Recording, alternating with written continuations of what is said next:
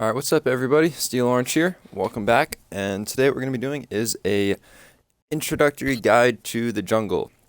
I've kind of done things like this before, but in the past I've tried to do like a guide, an intro guide to Conquest as a whole, all in one video. And I didn't really like how it came out because it was just too much information in one video, not really focused enough for people to really get anything out of it, I thought. So I already did that video, and what I'm going to be doing now is splitting up the videos into the 5 different roles: support, ADC, mid, jungle, and solo, and talking about the different sort of nuances of each role, and how you can sort of, if you're just starting out or starting a new role and you want to learn how that works, kind of just give you a basic intro to the role, how it works. I'm going to be splitting this up into 2 stages. The first of each video is going to be talking about the laning stage, quote unquote. And I quote that because for jungle in this video, there's not really, you don't really lane, but you kind of do, but I'll talk about that later. So the laning stage, and also kind of just like the openings, and then how you transition to the laning stage. And then later I'm going to talk about the teamfight stage, but I'm going to go back and look at the screen that shows all the characters, so I can kind of talk about the different characters that have different presences in the teamfight stage of the game, because depending on the type of character you're playing, it's going to be a little bit different. So, to start, in the jungle, I want to talk about what you're going to build at the very beginning. So at the very beginning, when you're playing jungle, you're always going to buy Bumba's Mask. So the first thing you're going to get, this does not change. You will always get Bumba's Mask in the jungle. And now that Power Pot's been gone for a while, you're pretty much always going to get Boots 1. There's a couple magical characters where they might be different on, but for the most part, you're going to get that.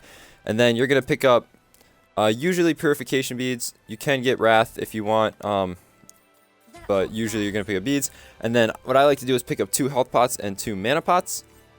The reason being that kind of is the amount that I need to sustain. It gives me a little extra gold in reserve, so that based on the amount of pots I have, I can reach 1250 gold the fastest, which is what you need to get to finish your boots. And so that's kind of when you want to back for the first times when you can finish boots. You want that to be at like the optimal time, so that's why I get those pots.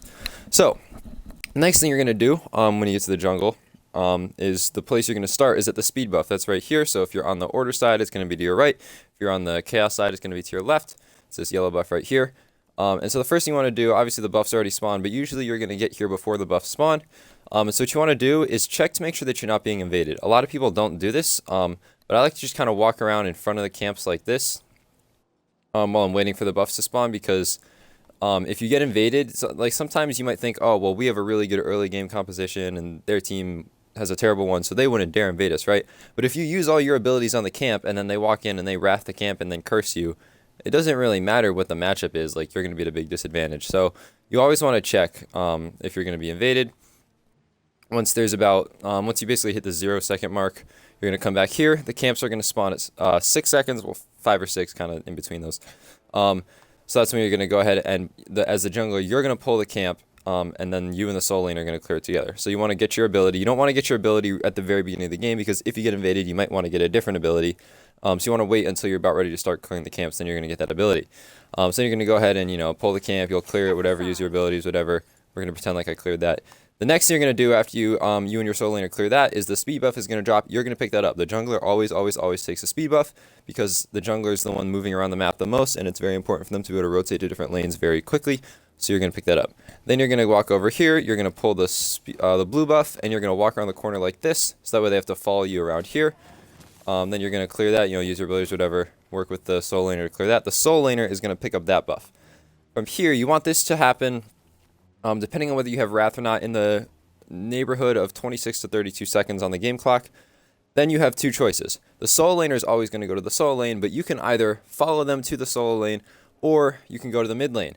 And different people kind of have different opinions about which one's better. I do both depending on the situation. What I usually like to focus on is, did we clear faster than the other team's jungle and solo? And is my mid laner going to clear the mid lane faster than the other mid laner? So the way you know that if you cleared your jungle camps faster than the other team's jungle solo combo is just look at the levels. When you clear the speed and blue buff with your soul laner, you're both going to hit level 2 right when you finish clearing the blue buff. So the other team is going to be the same thing. So you can just watch their jungle and solo characters at the top right part of the screen, and when they're character's turn to level 2, you know that they cleared. So you can use that to tell whether you cleared faster than them. If you cleared faster and you think that you can establish lane pressure in the solo lane by clearing faster than they can, then what you're going to do is you're going to walk over here to solo lane. You in the solo lane, you're going to clear this wave as fast as you can, and then rotate over here to the fire giant pit, because these 3 fire elementals or fire creeps, whatever you want to call them, people have different names for them, spawn. And these are a very good source of early XP and gold. They're worth a lot of experience and gold compared to how hard it is to kill them. And then you're going to rotate to mid lane. If your mid laner also has pressure, then you guys can group up and clear these mid camps together before going to lane. Now, the other option is if you guys clear slower than the other team, or you just don't think you can get lane pressure for any reason, or if you know for sure that your mid laner is going to outclear their mid laner, then what you can do is after you clear blue buff, you can go straight to the to these right mid camps like this. That was weird. Right here, and your mid laner, you're going to want to ping it a bunch of times so your mid laner knows to come over here, and you and your mid laner are going to clear these as fast as you can. By the time you clear those, there should be another wave in the mid lane spawning, so you're going to walk back over here. You're going to clear those as fast as you can. And assuming you have pressure in the mid lane, then you're going to go over and either clear these mid camps, or if the other team's there too, you can kind of contest them, fight for them, depending on whether you have a better early game composition, if you think you can fight or not.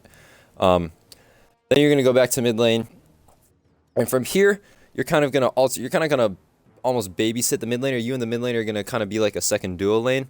Where you guys are going to stick together a lot. So what you're going to do is you're going to alternate between clearing a wave in the mid lane. You know, I mean, if you have a chance to fight or get a kill, obviously do that. Like, you don't want to not kill people.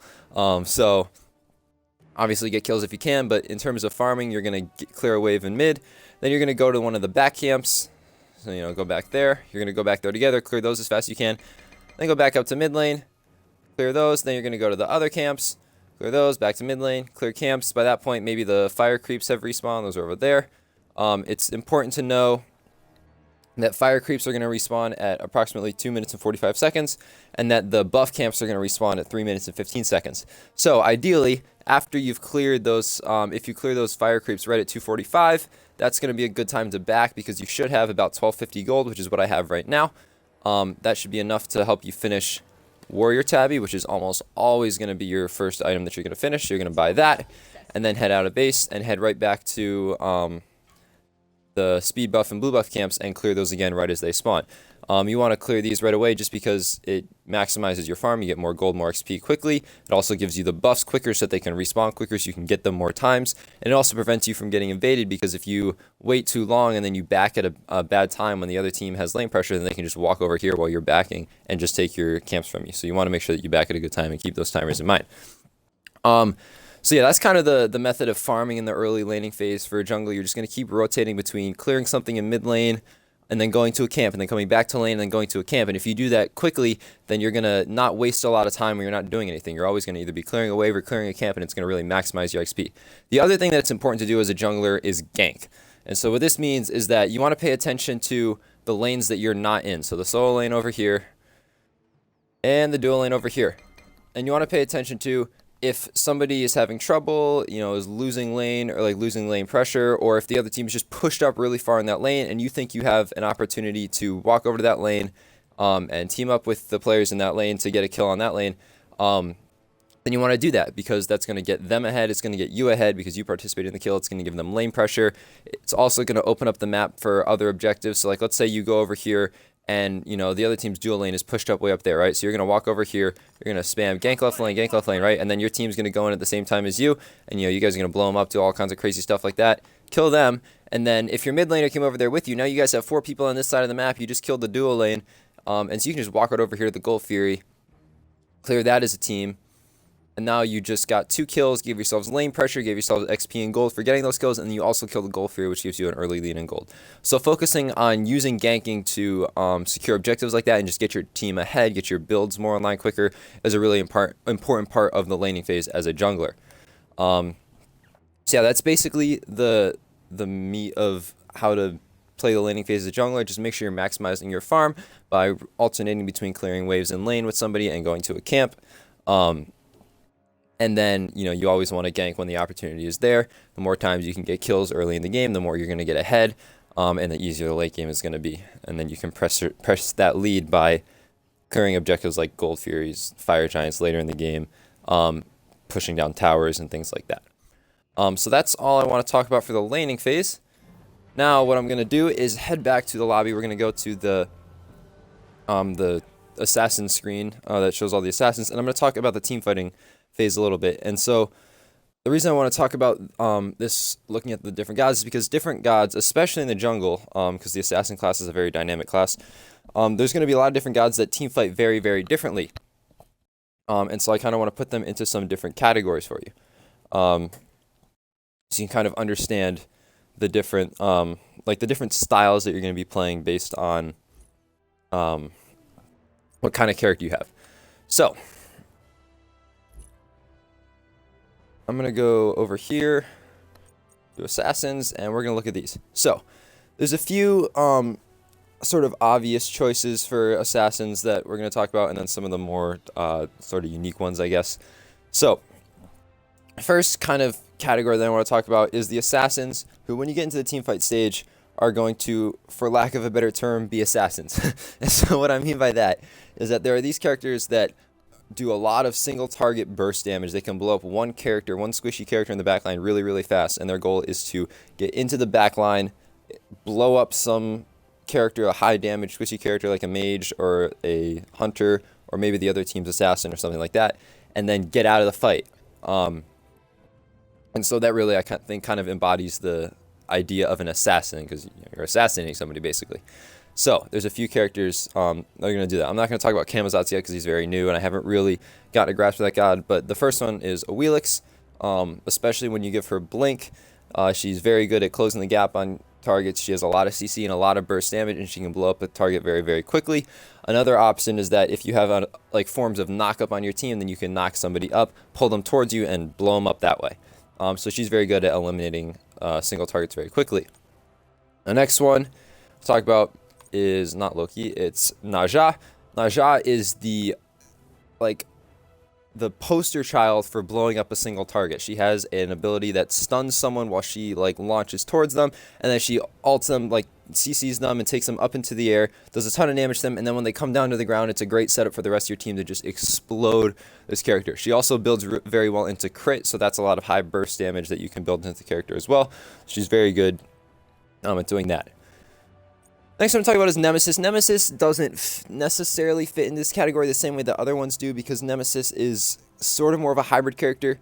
She's very good at eliminating one target because her ult reduces the target's health by 50% at max rank and takes away 50% of their protections, makes them really squishy, really easy to kill. So she is very good at eliminating one target, especially if that target is caught out of position with their mobility abilities down.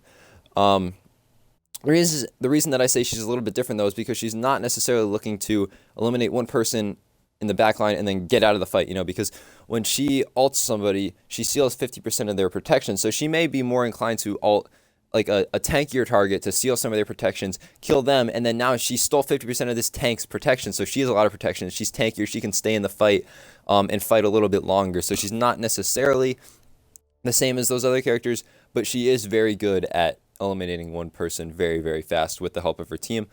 So that's why I kind of put her in this role. Yeah. Next one I'm going to talk about is Serket. Serket, kind of like Naja, is completely built around killing one person very, very fast. She has a very set combo of ability. She's going to, if she has everything up, she's going to blink into the backline. She's going to hit someone with her taunt, use her one on them, use her auto attack them once. And depending on what stage of the game is, she might need her team to do a little bit of damage, or she might just kill them by herself like that, and then she's going to leap out of the fight and just disappear, right? And then wait for abilities to come back up.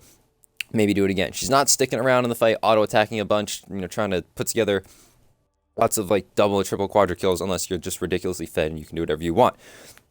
Her role is to wait for the right opportunity, blink on that Scylla or Raijin or whatever squishy mage is in the back of the fight, just terrorizing your team, and just explode them and then disappear. Yeah, so that's Serket. And I think we're going to put Thanatos in this category too. Although he's a little bit different because Thanatos is extremely, extremely early game. Actually, no, I'm gonna save him. I'm gonna save Thanatos for a different category now that I think about it. We're gonna leave Thanatos. So the next category, and this is actually probably gonna be the one that Thanatos is gonna be in, is the early game snowball category. And this is one that I just made up off the top of my head after thinking about Thanatos.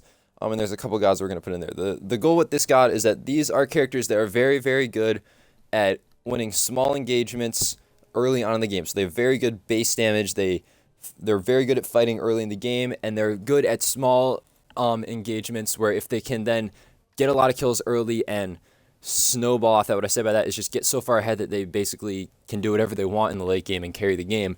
Then they can become very effective in late game team fights. But if they're not able to do that, then they become very, very weak in late game team fights. And no matter how you play them, it's going to be very hard to have an effect. So even though this is more focused on what they do early game, it's still their team fighting type, because you have to do this to have any sort of presence in the team fight stage. First character I'm going to put in that category is Arachne. Arachne might be the best, or one of the best, level 1 to 4 assassins in the game. You do not ever want to box an Arachne, meaning like just have like an auto attack fight or just try to 1v1 an Arachne unless you're way ahead of her. Arachne is extremely good at 1v1s, particularly in the early game. She's a lot of damage and a lot of healing in her kit that she can apply to a single target if she can get on top of them. The cough there. And so she can do this to get a lot of kills very early. Her downside is that she doesn't have a lot of hard CC, and in order to do her damage, she has to get right on top of somebody. And it takes her a little bit of time to do that, so she's very susceptible in large team fights to getting crowd controlled and killed before she can even do anything, which is why she needs to snowball to get that, to have that presence in the late game. I think the only other person, so Thanatos is going to be the only other person that I put in this category. Thanatos is similar. Thanatos has one ability in particular, his Death Scythe, that does an absurd amount of damage in the early game. It's a projectile that hits for like half of people's health early game. So he has a lot of early pressure. He can fight people a lot. He can box people, because even if he's losing an auto attack battle, he has this Death Scythe in his back pocket that he can save. And if he starts losing the fight, he can just chuck the Death Scythe at you, hit you for half of your health, and heal like 25% of his back, and it just turns the fight all the way around, and you can just surprise people and win a lot of early game fights. Downside to Thanatos is that his scaling is absolutely terrible. So as you get into the late game, a lot of other characters are going to become a lot stronger, and you're going to get a lot weaker. And so, again, if you don't really get a lot of kills really early on in the game with Thanatos, then your teamfight presence is not going to be the strongest, and you're just not going to do enough damage, considering how squishy you're probably going to be. So those, I think, are it for the early game pressure. Is that what I call them? Early game fighters or something? The next category that I want to talk about is the, I'm gonna call them the team fighters. These are kind of hybrid. They're either a god that is very centered around a team fight because they have like one ability or a certain kit that lends itself to like helping the team as a whole win a team fight. Like, if a god uses its ability in a certain way, it can completely change the outcome of a team fight. The other sort of character that falls into this category is sort of the all-around do-it-all character. So the character that does a bit of damage, has a little bit of crowd control, maybe does a little bit of healing or something, or has some sort of utility for their team. Which kind of, in a team fight, they have a lot of ways to benefit the team, from peeling for their teammates, locking down the enemy so you can kill them, doing damage themselves, lots of things like that. So, first one that we're going to talk about in this category is Fenrir. Fenrir does a few different things in team fights. He has very high early base damage and decent late game damage. So he does a little bit of damage. He has very good crowd control. He has a stun that's pretty readily available on his jump. And also his ultimate grabs somebody and you can drag them back to the back of the map, or you can hold them in place that your teammates can just unload all the damage on them. It makes them very good at teammates, team fights. You can take a character out very early in the fight, and then from then on, since you're going to generally build Fenrir kind of like a hybrid bruiser kind of character where he's got some damage, but he's also kind of tanky, he can then survive in the fight a little bit longer and continue to just kind of cause chaos and just annoy the enemy team and do some damage. I got something stuck in my throat. Making me cough. That sounded bad. The next character that we're going to talk about is Hun Batz. Hun Batz fits in this category for sort of the first reason that I talked about, which is that he has one ability, his ultimate, which if used correctly and in the right situation can completely turn around the dynamic of a team fight. His ultimate it's called Fear No Evil, if you don't know. It's a sort of a ground target thing that he places on the ground in front of him. This giant AoE effect that does a little bit of damage, but it also fears people away from it really slowly. So everybody gets crowd controlled in that area all at once and is forced to walk in a straight line directly away from this thing at a very slow pace. So it not only can interrupt all of their damage that they're trying to do on your teammates. So like if they engage on you, you can sort of prevent them from just exploding your team by throwing this Fear No Evil down on top of them and just dispersing them all out of the way.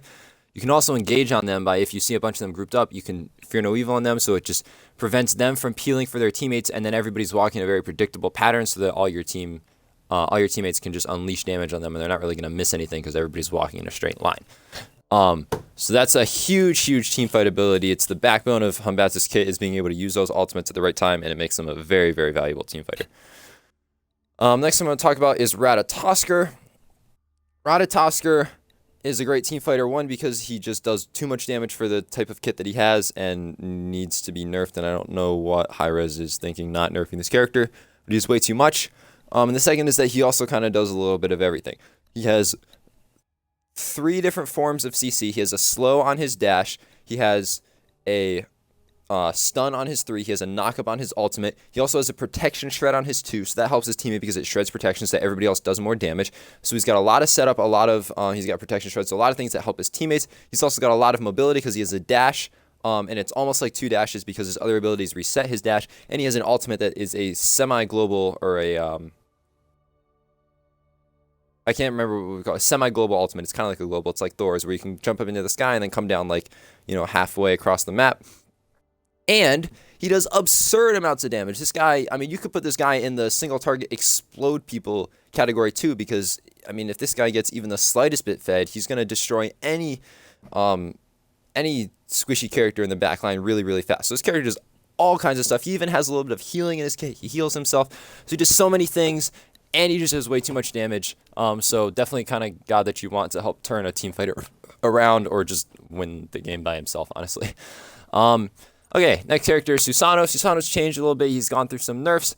Certainly not OP anymore like he used to be, but still a viable character, I think. And I think that people are going to realize after they sort of get over their flavor of the month picks and kind of assuming that Susano sucks because he got nerfed, they're going to realize that this is still a decent character. He's not great, but he can be played. And he's very good in team fights for a few reasons. He's got still a decent amount of damage. He's got his 1 still does the same amount of damage if you hit the dash, and it scales at I think 140% or something, which is really good. He has his 3, which does a decent amount of damage. He has insane amounts of mobility between the teleport on his 3 and the dash on his 1. He has a pull, I guess if you want to call it that, like his 2 pulls people towards him, so it can group people up for your teammates to do a lot of damage. He has a slow whirlpool kind of thing, like think of Poseidon's 2. Or not his 2, his 3, his whirlpool. He has an ability like that in his ultimate that groups people up and kind of immobilizes them and then knocks people up as well. So that's a lot of CC in a team fight. He does a pretty solid amount of damage, not as much as he used to, but still a decent amount. And he has crazy mobility, so he brings a lot of different things to a team fight. Oops, I went the wrong way. And the last one to talk about is the quintessential team fight god, and this is Thor. So things about Thor. Thor does a lot of things. Like a lot of these characters, he has a lot of mobility. He's got a teleport on his hammer throw. And he's got a semi-global ultimate. He's got a lot of CC. He's got a stun on his ultimate and a stun on his 2. And the stun on his 2 is very readily available, pretty easy to hit. And as you level it up, it's pretty long. I think it's almost like a 2-second stun. Don't quote me on that. Actually, I can check, can't I? It's 1.6 second stun, which comes up every 17 seconds, which is pretty strong. He also does a lot of damage. He has his hammer. If you hit the double tap, it's going to do really high amounts of damage to a single target. His 3 does, I think, it does 500 base damage at max rank and scales for 225% of your magical or of your physical power, which is absolutely absurd. And so in terms of what he physically brings to a team fight, there's 2 things. One, he's going to win the poke war almost every time because he can just consistently just keep stunning people with his wall and throwing out hammers for the double taps. And so when you're fighting against a Thor, you're never full health because he's always poking you, and it's really annoying. So when you do start a team fight, everybody's starting on the other team is starting with less than full health, so that makes it really easy. The other thing that he brings to the team fight is that his ultimate, you don't really see it coming. Like if he positions himself well, you can like kind of away from the rest of the team. The team can start a team fight. He can ult up into the air, and then the other team thinks that they can go in on you because you have less people. It seems like they're winning the fight, and then if they get grouped up, Thor can crash down and stun up to the like possibly 3, 4, even 5 members of the other team, and then use his hammer spin. So all 5 of these, or however many people you hit, are stunned in place, and then you're hammer spinning for 500 plus 225% of your magical or physical power on all of them that you just stunned. Plus, because they're stunned, it's setting up damage for the other team. You can peel for your own teammates using this. It's a crazy, crazy teamfight god, and he can turn teamfights around instantly with a really good ultimate. So I think, okay, there's one more category. Okay, so this is going to be the, we're just going to call it the carry category. Like, it's the assassin version of a hunter. It's basically the gods that, oh, actually, there's 2 more categories. I forgot. Okay, so this is the carry category. These are the gods that are very reliant on their auto attacks. They're very late game based because they rely on items to do a lot of damage. But if they can get those items online and engage in the right times, these are the gods that are going to put themselves in the right positions with their abilities and then hold right trigger and get a triple or a quadra or pentakill and just win the game for your team by themselves. So the first one, actually, the first one is Bakasura. I almost missed him. So Bakasura's early game is really, really weak, but he has an ability, his 3, that buffs his auto attacks, makes them do some true damage. It's really, really strong. He also has his ultimate, which makes his auto attacks like ranged cone attacks or something, which is really crazy, and also cripples people. So if this guy gets fed into the late game and you can build up the items that give him a lot of attack damage, he can just dive into the back line, ult a bunch of people, and then just start munching on them and just auto attack everybody and just destroy the entire team. Next one I want to talk about is Kali. The reason that Kali is so good in the late game is because she has an ultimate that makes her immune from dying. So if you can time it right, if you let your teammates engage, so that the team kind of uses some of their abilities and uses their major forms of CC, because CC is really what locks down Kali the worst, then you can just blink or jump into the back line, look for, preferably on her target, use her abilities to blow up that first target because she's doing so much damage at this point. You can blow that target up really, really fast, heal back to full health, you look towards your next target, you head towards them, and as you start to get towards low health, you can press Y, you get your ultimate, you are immune to damage for another a few seconds. I'm going to check on how many seconds it is. I think it's like 4 seconds or something. It starts at 4 and goes to 5 seconds. Hopefully within that time you get another kill on your target, send your health back up to full, and then there's only a couple people left, and she's doing so much damage that she can just rampage through the rest of the team. Mercury. So Mercury has obviously taken a big hit with the removal of Golden Bow a couple months back, or I don't even remember how long it's been anymore, but Mercury's still a viable character. What Golden Bow really did for him was it gave him a lot of strength in sort of the early to mid game, or not, like it made his early to mid game easier to deal with. Now it's a little bit harder to deal with because he doesn't have Golden Bow, but once you get to the late game with Mercury and you start building the crit items, Mercury, you always build crit, and he does really, really well with crit. He's going to start hitting really, really hard. And so the big thing about Mercury is that if he can just, in the late game, he can just throw like 1 or 2 punches on somebody and just blow them up. Like they'll crit for like 800 and then 1,000 or something stupid like that, and just explode characters. And he's attacking with a really, really high, like 70% increased attack speed on his 2, so he can just keep punch people and just do insane amounts of damage to the entire team. He also has an ultimate that basically dashes in a straight line through everybody that it hits and stuns them all, so he can stun people to set them up for their team and then come in the back line and just start blowing everybody up with his fists and just get massive triple, quadra, pentakills. I think that's it. Did I miss anybody? I don't think I missed anybody.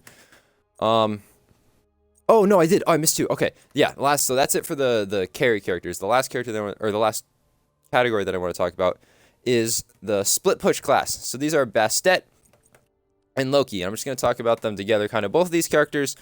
While they can have effects on team fights, they're not the most team fight oriented gods. But things that they do very well are split push. Loki can use his decoy and his invisibility and things to put him in positions to kill towers. While your whole team is pushed up on the other side of the map, and Bastet can use her cats to tank towers so that she can kill towers without even needing the minions. So, the thing about these gods is that even though their team fight presence falls off really, really hard in the late game, they're always relevant. Even if they're behind, if they're ahead, no matter what, they're always relevant because they can just go split push towers. The downside to this is that you're going to be a man down in team fights and probably lose a lot of team fights if they're split pushing. but they're still having a strong effect on the game. And as when you're like playing ranked or something, there's nothing more annoying than being pushed up on the other team's Phoenix, and all of a sudden you hear your Phoenix is under attack or whatever, and you look over and Bastette's got her cats on your Phoenix, and she just killed it before you could even engage on the other team's Phoenix. And it's like, well, gee, we just killed 3 of the other people on the other team, but all we're going to get out of this is a Phoenix, and they just got a Phoenix too, and it's really annoying. So, it's a strategy that'll piss a lot of people off, but it's still something that happens in Smite, and Bastet and Loki are the 2 characters that are some of the best at doing it. So, that turned out to be a much longer video than I expected, but I hope I got through a lot of different things. I hope that's a good sort of, I don't know if it's even really an intro guide, but kind of an intro guide to jungling and sort of the openings, the laning phase, and then the different characters and how they team fight. Also, if any of you guys watched Duke Sloth, he did a video very similar to this, and he did it first, so credit to him for the idea.